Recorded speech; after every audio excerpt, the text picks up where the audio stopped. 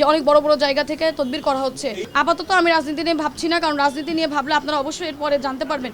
সন্দেহটা হচ্ছে কারণ আমার বাবাকে এর আগেও তো হত্যা করার চেষ্টা করা হয়েছে অনেকবার। আওয়ামী লীগের সেক্রেটারি, সাধারণ সম্পাদক, তদবির আসতেই পারে। এখন কোথা থেকে করা হচ্ছে এটা তো আমি বলতে পারবো না, আমি কি করে বলবো? কিন্তু আমি জানছি, শুনছি, এবং আমাদের এলাকায়ও এগুলো সবাই বলা বলি করছে, এবং আমি নিজেও শুনছি যে অনেক বড় বড় জায়গা থেকে তদবির করা হচ্ছে।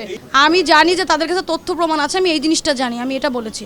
কিন্তু কারা তদবির করছে, কি করছে এটা তো আমি জানি না। তবে আমি শুনছি যে তাকে ছাড়ানোর জন্য পরিকল্পনা করা হচ্ছে, মানে প্রচেষ্টা করা হচ্ছে, অনেকে চেষ্টা করছে, এটা আমি শুনছি। কিন্তু আমার কাছে না, আমি এটা জানি না। তবে আমি জানি তাকে ধানমন্ডি থেকে আটক করা হয়েছে, এটা আপনাদের নিউজ থেকে আমি দেখেছি। এর বেশি আমি জানি না। এই যে যারা মূল খনি, যাদের সাথে এদের কমিউনিকেশন, যাদের সাথে টাকা লেনদেনের কথা হয়েছে, ফোনে কথা হচ্ছে, দেখা করছে, এই যে এইগুলো তদবির, এগুলো করলে তো আসলে মূল যে হত্যাকারী তাদেরকে তো আসলে ছাড়া পেয়ে যাবে, যেটা আমি বলতে পারি। তো এটাই আমি চাই যে যে কোনো তদবির যাই হোক। আর মাননীয় স্বরাষ্ট্রমন্ত্রী মহোদয় আঙ্কেল আমাকে আশ্বস্ত করেছেন যে যেটা আইনে আসবে, যেটা সত্য, এর বিচার হবেই। সে বলেছে আমি কতটা সিরিয়াস তুমি জানো না।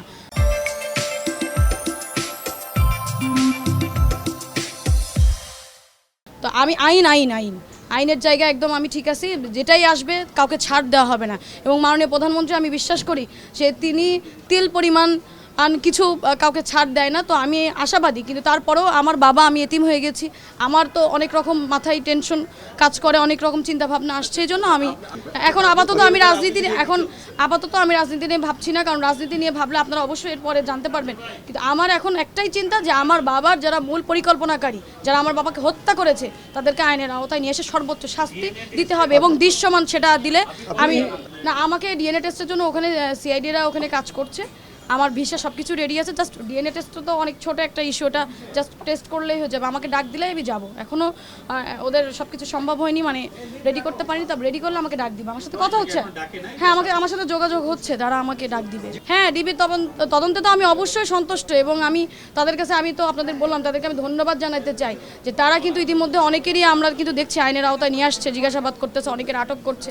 এই বিষয়ে ডিবির প্রতি আমি অবশ্যই ডিবিকে আমি ধন্যবাদ দিতে চাই। কিন্তু আমি একটা কথাই বলতে চাই যে কোনো চাপের মুখে পড়ে, কোনো চাপ সৃষ্টি করে কাউকে যেন, হ্যাঁ, এটা আমাদের এলাকায় বলছে, মানে সন্দেহটা হচ্ছে কারণ আমার বাবাকে এর আগেও তো হত্যা করার চেষ্টা করা হয়েছে অনেকবার।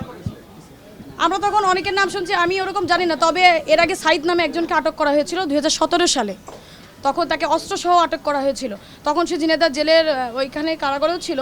তো আমার বাবাকে কিন্তু অনেকবার হত্যা করার চেষ্টা, তখনও অনেকের নাম পাওয়া গেছে, আমাদের এলাকা ঝিনাইদহীন অনেকের নাম পাওয়া গেছে, অনেকের সংশ্লিষ্টতার কথা জানে। তখনও কিন্তু এই চাপের মুখে পড়েই কিন্তু এই বিষয়টাকে বাদ দেওয়ার চেষ্টা করা হয়েছে। কিন্তু আমি চাচ্ছি না যে এবার এই কিছু করে আমার বাবার এই যে নির্মমভাবে হত্যাকাণ্ডটা ধামাচাপা দেওয়ার চেষ্টা, এটা তো আমি বলতে পারবো না। এখন তার সাথে কারা শুভাকাঙ্ক্ষী আছে, তারা করতে পারে, এটা তো আমার জানা নেই।